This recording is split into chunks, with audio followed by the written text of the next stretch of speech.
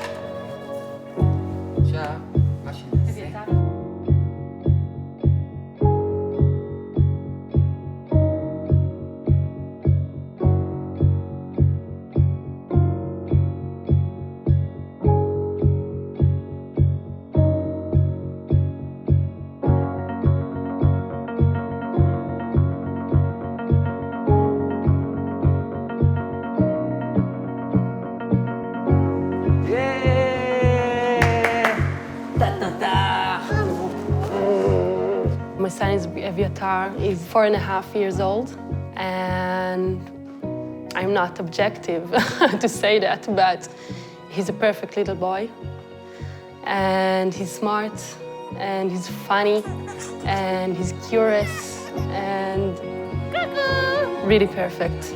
But last year, he diagnosed with epilepsy. Avia, what do you like to play with? He like superheroes. Oh, we've got superheroes. We got. He is a superhero. Of course he is. What's Avia find out? Is he a sport? The brain. The brain. The most important part. That is. That is. He's a really brave boy. And we decided that we're telling him everything. He knows that this is to stop the seizures. We have a seizure. This is a seizure.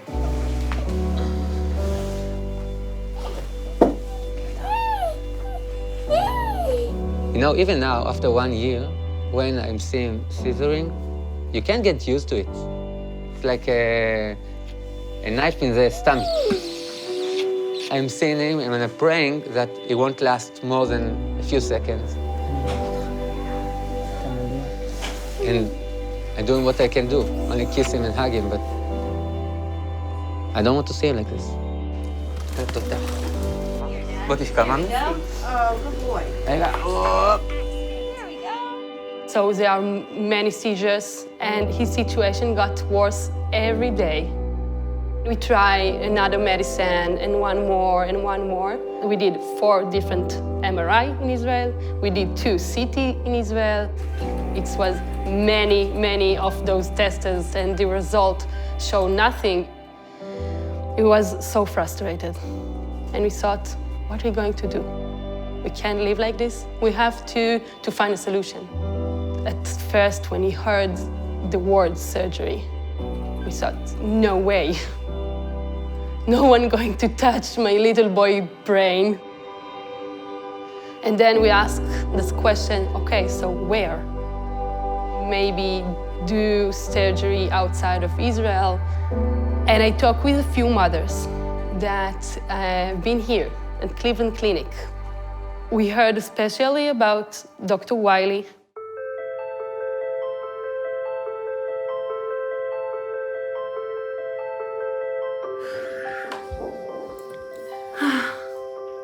Hello. Good morning. Good morning. We found the problem area, and it is so small, 95% of people would not find it. Wow. The whole thing hinges on seeing that little spot at the bottom of the sulcus. So this is his MRI. Can you see the little tiny green arrow there? Yes. That is the spot. Wow. It's really tiny. It's very tiny. It's very tiny. It's causing a lot of trouble. We have many different situations where we do epilepsy surgery. Yeah. This is one of those situations where we have a lot of hope.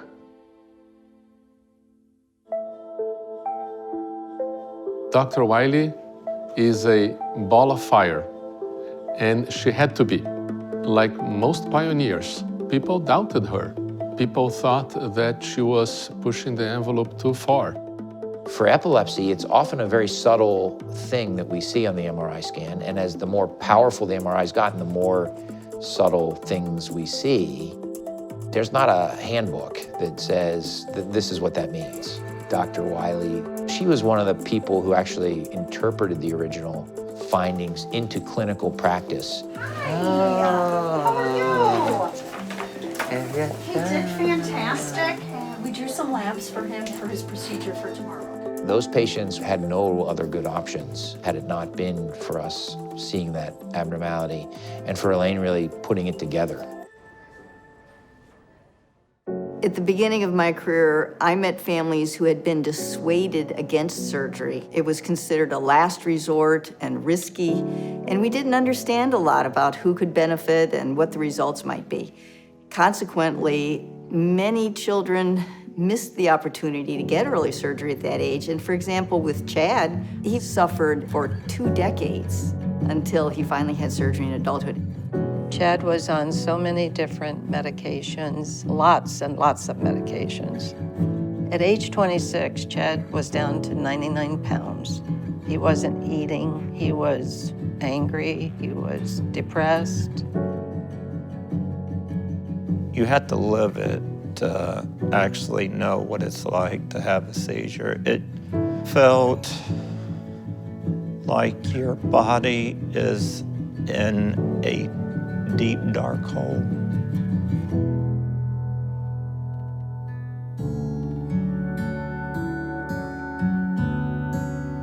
We came to Cleveland Clinic in '96, and Dr. Wiley walks in. First thing out of her mouth is, "Chad, I think it's time we consider surgery." And I'm like,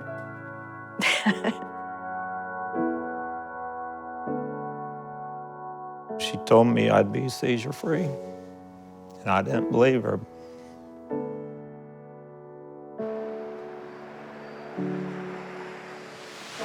Good morning. Ready for surgery this morning? Yeah. Okay, I want to take your temperature. Turn it over for me. All right. Just a little check mark. Yeah. Little tickle. We're Eviatar's team, okay? So we're gonna take a deep breath.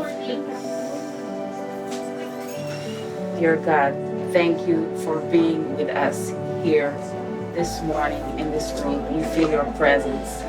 We are asking for your guidance at this time.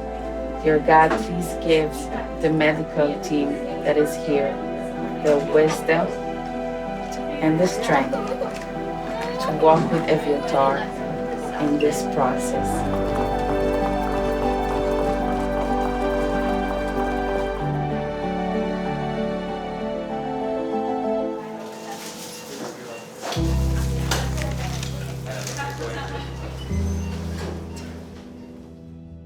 Dr. Bingaman is probably the most experienced epilepsy surgeon in North America. Eviatar's abnormalities is demonstrated right here at this sulcus, which is the superior frontal sulcus. We're going to confirm the lesion based on where the machine tells us. Never rely just on that.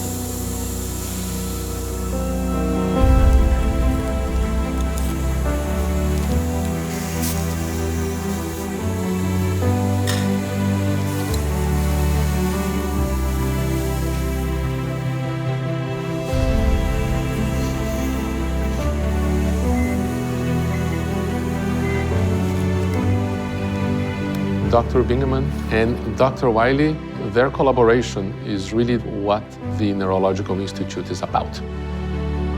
Two doctors with different training backgrounds focused on one problem, to be able to treat seizures that were previously thought as incurable.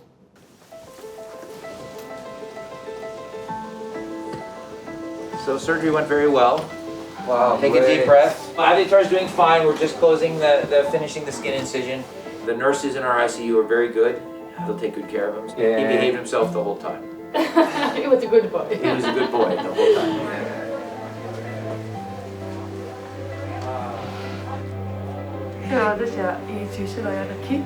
Okay. זה לא נראה לי שמענו בחיים.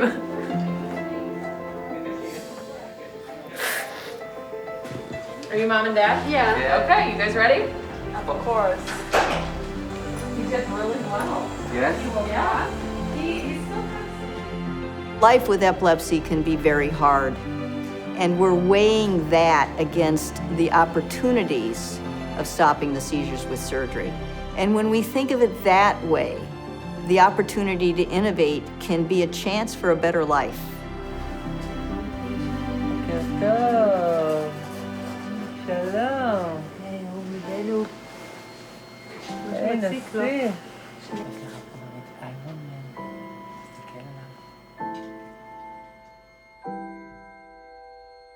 I'm seizure-free 26 years.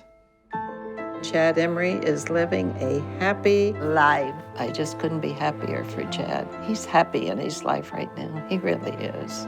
I'm still totally shocked that a surgery can change a person's life.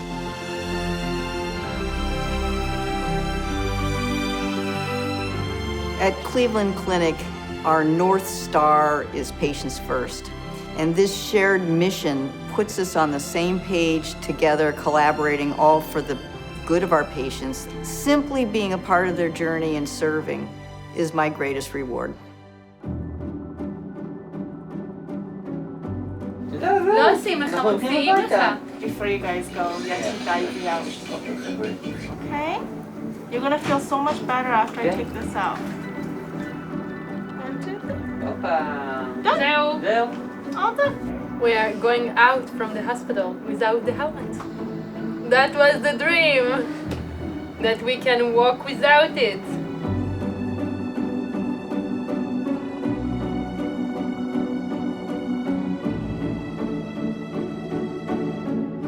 Many innovations that we're putting in place are very excited at the time that we're inventing it, but the true value of those innovations can only be appreciated in retrospect. 70, 80 years later, we do understand the true impact that work of Dr. Mason Sones and Renee Favalora made on cardiovascular care. I have absolutely no doubt that the innovations in the neurological care by Dr. Wiley, Dr. Bingaman, Dr. Machado will resonate in the same way several decades later. היא רוצה שאני אביא לה גם כדור, אז אני כבר באה.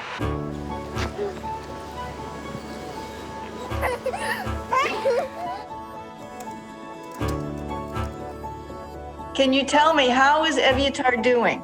He's wonderful. His recovery is great. Oh, that's beautiful. He's more calm. He's more concentrated. He's with us. He can hear us. He's listening. Now we can see how much he's different. We didn't understand how much the epilepsy affects his life, his behavior, and our life. We got a new boy. Want to see who we gave the helmet? Was that his idea? Yeah. Oh, that is so funny. I love that.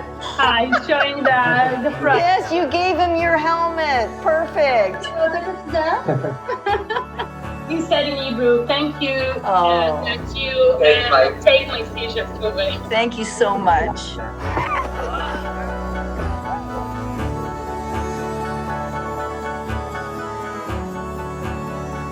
The culture at Cleveland Clinic is ideal for innovation. It's a culture of collegiality and collaboration Innovation really stems from our desire to be able to do better than what we have done in the past. We are proud of the care that we provide today. We think it's second to none. And yet we're not satisfied with it. We want to always make that care better by investing in the treatments of tomorrow.